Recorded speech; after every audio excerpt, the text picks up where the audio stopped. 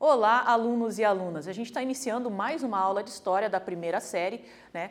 A gente vai ver hoje, continuar vendo, né, Roma Antiga. Então a gente vai entender melhor a República, ver qual é o desfecho, entender como se formou toda essa história, né, dentro ali da região do Lácio. E como eu sempre inicio minha aula, a gente vai para os objetivos da aula de hoje. Então aqui os objetivos da aula, né? O que você, aluno, tem que tentar entender desta aula de hoje? Compreender a formação de Roma, destacando a constituição do sistema escravista. A gente não pode esquecer, né, que Roma Antiga ela é formada em cima de um modo de produção escravista. Só que, diferentemente da escravidão que a gente tem no Brasil colonial, aqui é uma escravidão social, né? Ela pode ser por dívida ou por conquistas de guerra. Então, aquele povo que é derrotado pelos romanos, eles acabam sendo inseridos como escravos dentro da sociedade romana. Então, é diferente, a gente tem que ficar bem atento a isso, né? Porque quando a gente fala sistema escravista, escravidão, você já associa com o Brasil. Só que o Brasil era uma questão racial, tá? Que não é a questão que a gente vai abordar aqui na história antiga. Tá? Então a gente também tem que ver a montagem do Império e suas implicações socioeconômicas. Caracterizar o processo de formação de Roma Antiga e suas configurações sociais, né, que é a questão entre patrícios e plebeus, e a política nos períodos monárquico, que a gente já estudou, e o republicano, que é esse período que a gente está se concentrando agora. Então, relembrando, né, o que a gente viu na aula anterior sobre a República Romana? A gente viu a formação das magistraturas, né? Qual era o quadro de magistrados que formavam a República Romana? Então a gente vai ter os cônsules, né? Que cônsules e senadores, né? O Senado são as magistraturas mais importantes dentro da República Romana, com certeza. O cônsul, né? Tinha um cônsul que era responsável pela administração e um cônsul que era responsável pela guerra. Por quê? Porque Roma está em constante expansão territorial. Tá? A gente vai ter os pretores, os censores, que é bem interessante, que faziam o censo da população, né? Então, em Roma Antiga, eles já faziam a contagem da população, né? A gente tem os questores, os édiles, o ditador, né? Qual que é a função do ditador? Ele só é convocado em momento de conflito, de guerra, um momento que está em crise Roma, que precisa de um general forte, precisa um chefe que leve, né, esse exército à vitória, que proteja as fronteiras do limes romano. Daí a gente vai ter o ditador, que só fica num período de 6 meses. Tá? Então ele só fica nesse período de defesa. Por quê? Porque se você perpetuar o cargo de ditador, ele pode ficar perpetuamente, pode se tornar um cargo vitalício. E isso para o Senado não era interessante. E o Senado, né, ele era composto por volta de 300 patrícios, né? Os plebeus não tinham direito a ter uma cadeira dentro do Senado romano. Então o Senado ele era exclusivo de uma classe social, que são os patrícios. Tá? Aqui, você sabia que a República Romana ela já tinha a divisão dos 3 poderes, né? Executivo, legislativo e judiciário? Né? Então, mas eles se confundiam entre si, então eles não eram bem determinados qual era a instância que o executivo, qual era a instância que o legislativo e qual era a instância que o judiciário. Então, na verdade, um se confundia com o outro dentro da República Romana, mas já tinha essa separação, tá? Então eles se confundiam entre si, cada poder estava subordinado ao sistema dos 2 cônsules, né? Que é o cônsul que administrava Roma e o cônsul que fazia a expansão territorial, né? Que também dificultava a compreensão, já que tinha um sistema de cônsules, né? Daí você pensava, nossa, mas tem um cônsul, parece quase uma monarquia, né? Como se tivesse quase um rei ou 2 reis. Então tinha essa confusão dentro do sistema republicano romano. Né? Res publica, o termo significa coisa pública, né? Então, teoricamente seria para todos, já que é pública. Os romanos criaram um sistema político para ser de todos, mas ele ficava restrito a um único grupo, que são os patrícios. Então, os patrícios detinham o poder em Roma. Então, eles que tinham os principais cargos públicos, enquanto os plebeus, né, ficavam relegados à própria sorte. Eles eram cidadãos romanos, mas sem direitos políticos. É só você imaginar a gente enquanto cidadão brasileiro, mas sem direito político. Quer dizer, a gente não pode votar, a gente não pode escolher, quer dizer, restringe o nosso meio de ação no meio político. Então, os plebeus eles não tinham nem voto, nem voz.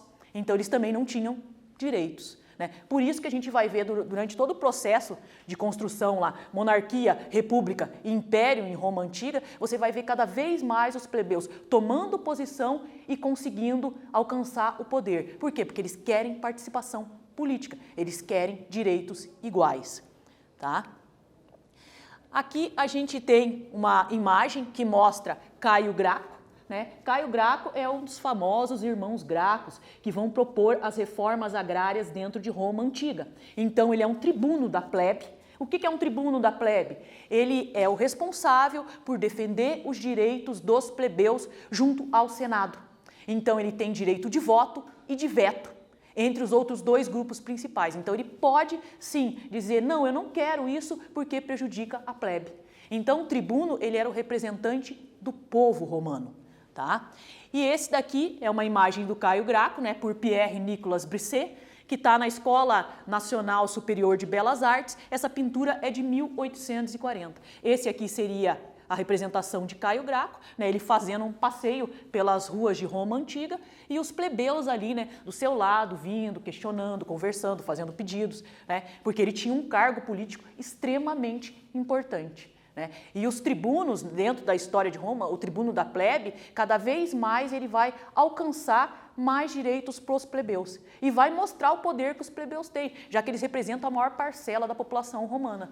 Então é claro que eles têm um peso social muito grande e eles compõem as fileiras do exército romano, né? As centúrias, que são grupos de centuriões, a maior parte é formada por plebeus. Então são eles que vão para o campo, eles que lutam, eles que fazem a expansão territorial de Roma. Então eles são extremamente importantes, né? E o que a gente vai ver nessa aula? Nesta aula nós analisaremos, né, quais foram as consequências para a República Romana das disputas entre patrícios e plebeus, que são os dois principais grupos que a gente tem dentro de Roma Antiga. Daí você pode perguntar, mas professora, e os escravos? Os escravos, eles não têm... eles nem são considerados cidadãos. Então, dentro da política ou da estrutura republicana romana, eles não têm importância. Eles só são massa de manobra, quer dizer, mão de obra. Eles constroem estradas, eles abrem valas, eles fazem templos, né? Então, eles não entram nas fileiras do exército, eles não têm uma representação política. Então, os grupos que realmente estão ali no cenário político em conflitos diretos são patrícios e plebeus, que é o que a gente tem que ver aqui. Aqui a gente tem um mapa que mostra a expansão territorial de Roma, né? Esse mapa aqui está fazendo uma representação de volta de 500 AC. Então, ele está no livro Grandes Civilizações do Passado, a civilização romana de Ticórnio, né? Aqui está Roma. A Roma fica aqui, ó, bem, não dá para ver o mapa inteiro, mas você imagine lá a bota, que é a Itália, né? Então ele está bem no centro, né, ali da Itália, que hoje seria o país Itália, que é a chamada região do Lácio. Então Roma aqui e ela vai fazendo a expansão, ó, tá vendo? Vai fazendo o seu crescimento. E aqui vai mostrando a expansão. Ela aqui verdinha, quando começou lá no comecinho com Rômulo e Remo, toda a lenda, a construção, né, a monarquia e tal. Daí aqui na faixa amarela, posteriormente, e aqui em rosa. Daí a gente vai vendo a expansão de Roma, né, de pequeno vilarejo, né, de criadores de ovelhas para um grande centro urbano. Então essa é a evolução de Roma. Aqui a gente tem outro mapa que mostra daí as cidades que compõem, né, a região onde está localizada Roma. Então você vai ver aqui, né, Roma aqui e as cidades no seu entorno, né? Então a gente vai ter aqui, ó, território romano semi-cidadão, quem é considerado cidadão, quem não é considerado cidadão,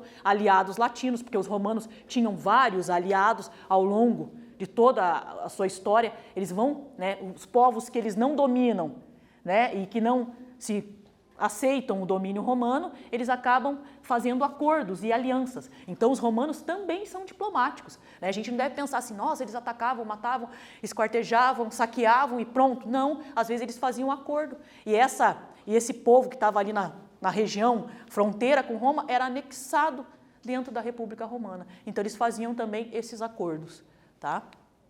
A nossa primeira atividade do dia. Então, sobre a República Romana, você vai copiar as duas questõezinhas no caderno e vai responder de acordo com o que a gente viu até agora na aula sobre a República Romana, tá? Então, é bem tranquilo, eu vou dar um tempinho para vocês fazerem e a gente já volta na sequência.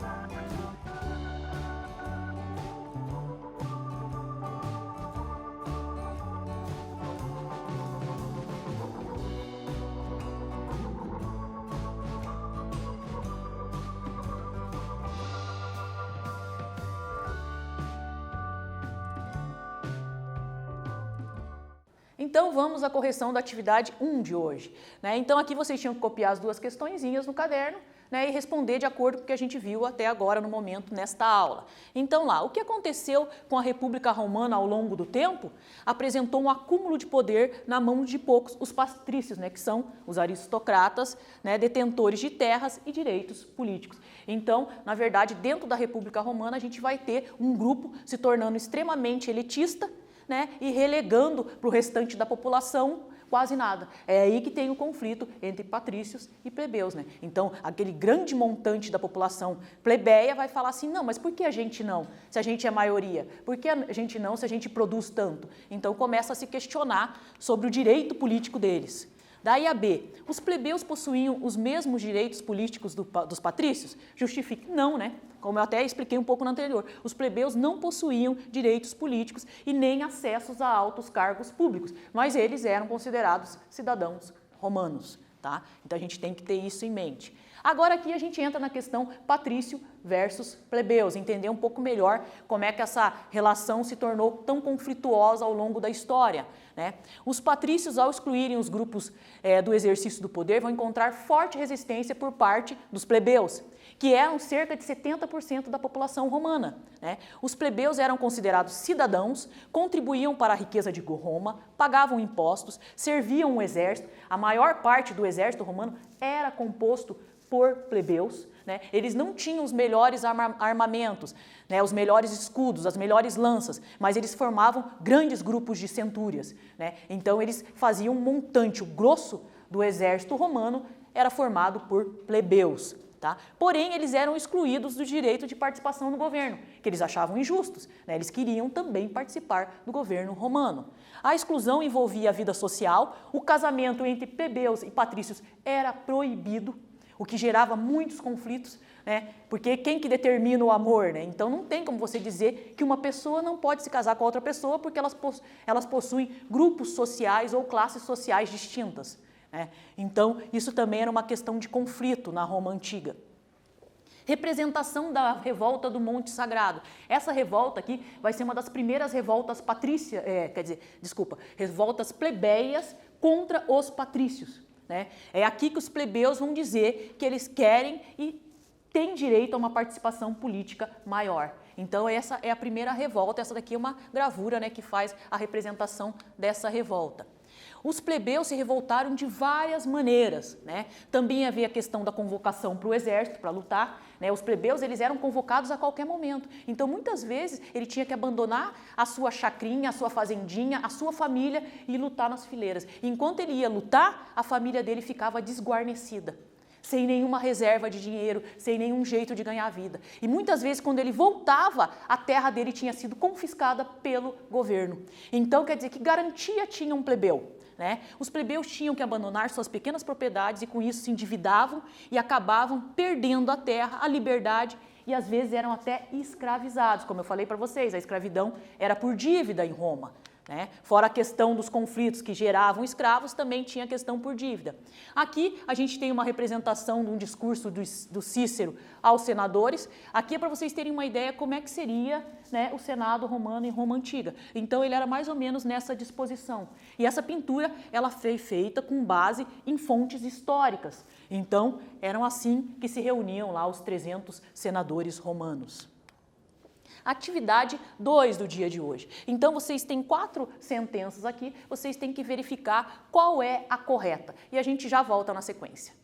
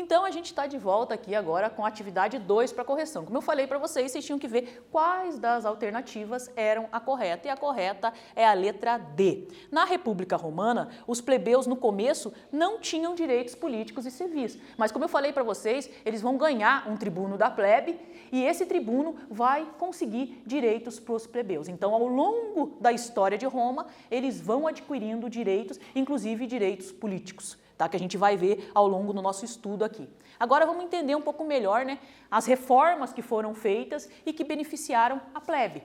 O tribunato da plebe, de 494 a.C.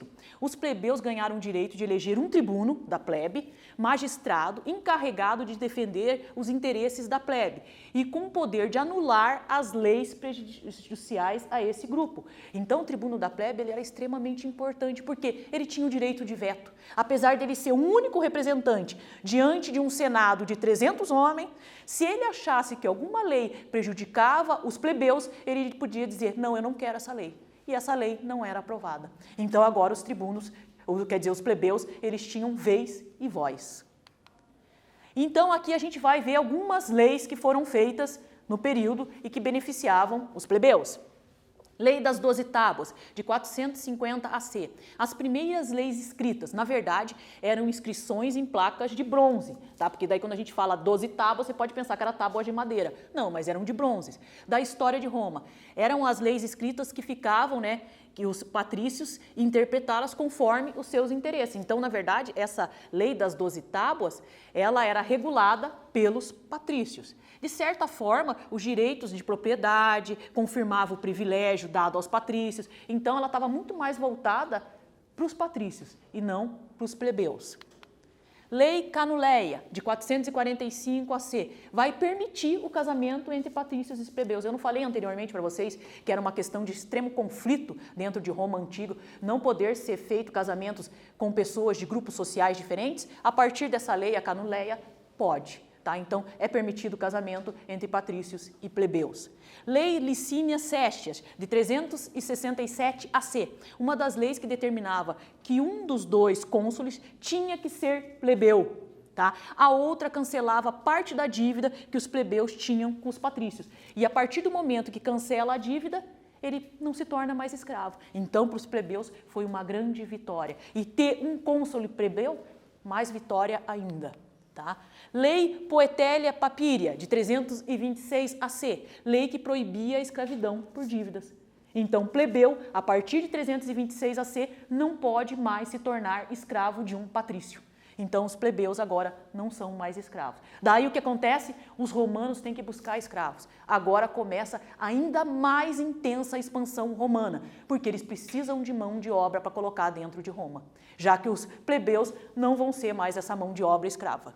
Lei Hortência, de 286 AC, permitia que leis fossem aprovadas pela Assembleia da plebe. Sendo assim, as decisões tomadas pelos plebeus em suas assembleias passaram a valer para todos os cidadãos. Então, tornava ainda os plebeus mais importantes no cenário social e político romano. A luta da plebe pelos direitos de quase 200 anos, os beneficiou e privilegiou os plebeus mais ricos, os únicos que conseguiram cargos no magistrado. Então a gente tem que pensar que mesmo os plebeus conseguindo esse monte de lei que foi aprovada, conseguindo mais benefícios, quem alçava o poder realmente seria o que a gente poderia chamar de alta plebe, os plebeus ricos, né? Os plebeus mais pobres continuavam da mesma maneira, tá? Outra via de ascensão dos plebeus foi o casamento, né, entre seus filhos e os das famílias patrícias. Eles faziam acordos matrimoniais e casavam um filho de um patrício com um filho de um plebeu. E assim faziam a junção e acordos financeiros. Tá? Formou-se assim um novo grupo, os nobilitas. Os nobilitas eram compostos por patrícios e plebeus enriquecidos. E geralmente eles vinham desses casamentos entre plebeus e patrícios. Atividade 3. Atividade 3, vocês têm aqui 3 questõezinhas que vocês vão copiar no caderno. No próximo slide eu vou mostrar para vocês o texto que vocês vão ler para responder essas questões e na sequência a gente volta com a correção.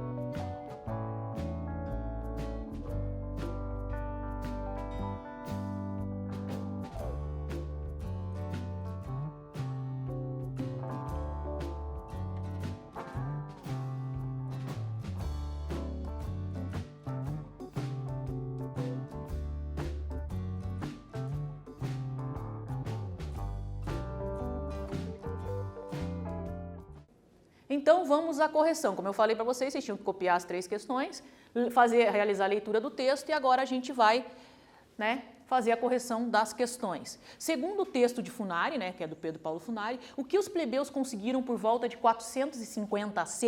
Por volta de 450 AC, os plebeus conseguiram que as leis segundo as quais as pessoas seriam julgadas fossem registradas por escrito numa tentativa de evitar injustiças do tempo em que as leis não eram escritas. Quer dizer, eles puniam os plebeus e nem sabia qual era a punição, porque não havia nenhuma norma escrita. A partir do momento que elas se tornaram escritas, ficou mais difícil a condenação, né? Sempre da nobreza de sangue, administrava a justiça como bem entendiam, conforme as suas conveniências. Então, é sempre ali os patrícios dominando todas as circunferências políticas e também, né, de execução de penas, tá?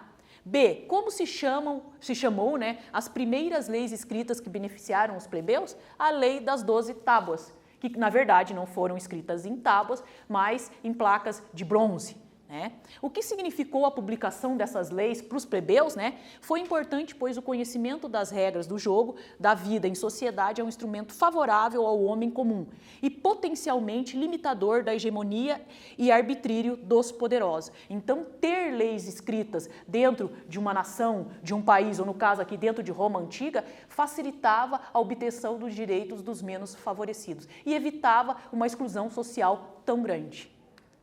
Agora aqui, Roma conquista a Itália, né? Então, Roma vai fazer a expansão a partir da lei que não tem mais escravidão por dívida dos plebeus, eles têm que buscar novas formas de angariar mão de obra. Então, eles vão fazer uma expansão, primeiro dentro da Itália e posteriormente fora da Itália. Enquanto os plebeus lutavam por direitos, Roma investia em uma expansão dos seus domínios. Durante toda a expansão romana, os romanos tinham que defender-se de vizinhos e conquistar novas terras, né? Adquirindo mais terras, mais poder. Os romanos começaram a transformar os vencidos em aliados e obrigá-los a fornecer soldados para Roma. Então as fileiras romanas começaram a ser formadas por estrangeiros também.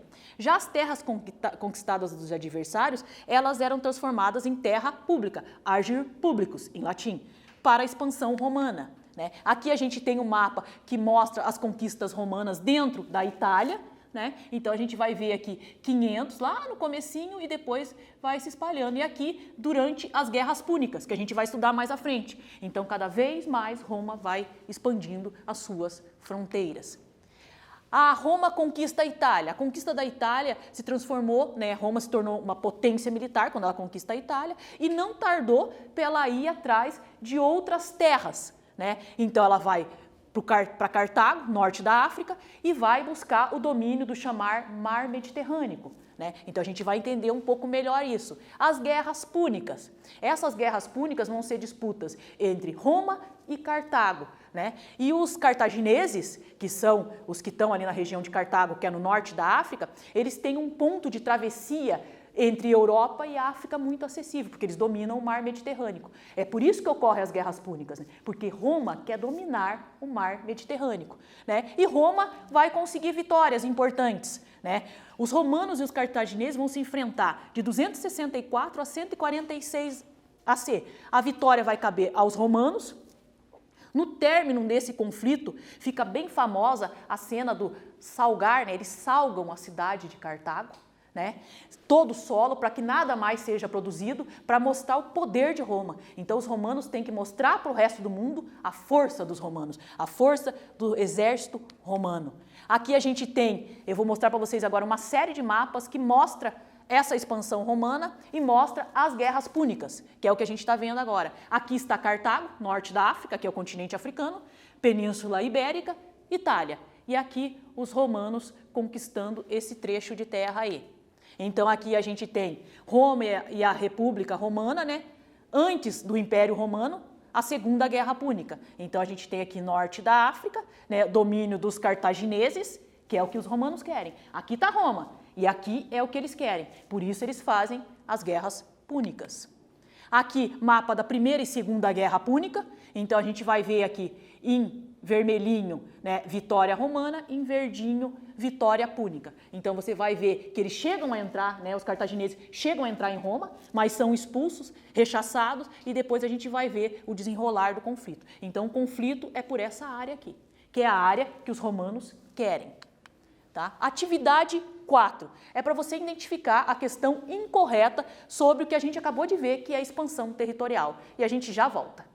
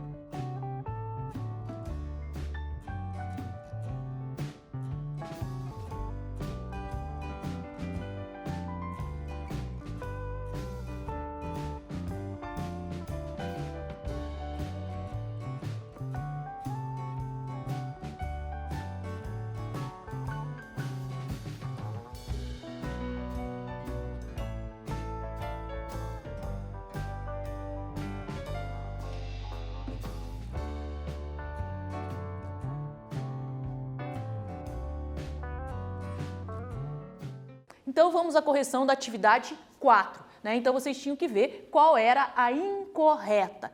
E a incorreta é a letra B. Os romanos não se interessavam pela expansão territorial, justamente o contrário, né? Os romanos fazem a expansão territorial que vai gerar as guerras púnicas, conflitos entre Cartago, né, os cartagineses, e romanos. A gente chega ao fim da nossa aula de hoje, né, onde a gente viu um pouco melhor a República Romana, viu as guerras púnicas. Né? Na nossa próxima aula a gente vai ver os generais romanos, que é extremamente interessante para a maior parte dos alunos. Então aqui a criação das leis que beneficiavam a plebe levou à expansão territorial, que gerou as guerras púnicas. Cartago foi arrasada, né? Cipião, o africano, surge como o primeiro grande general romano, que a gente vai entrar na era dos generais romanos, que a gente vai ver na próxima aula. A gente também viu um pouquinho, né, quem foi Caio Craco, que a gente vai ver na próxima aula, a reforma agrária em toda a sua extensão. Aqui algumas indicações de leitura para os alunos que se interessarem em aprofundar o conhecimento, e eu aguardo vocês para a próxima aula de História.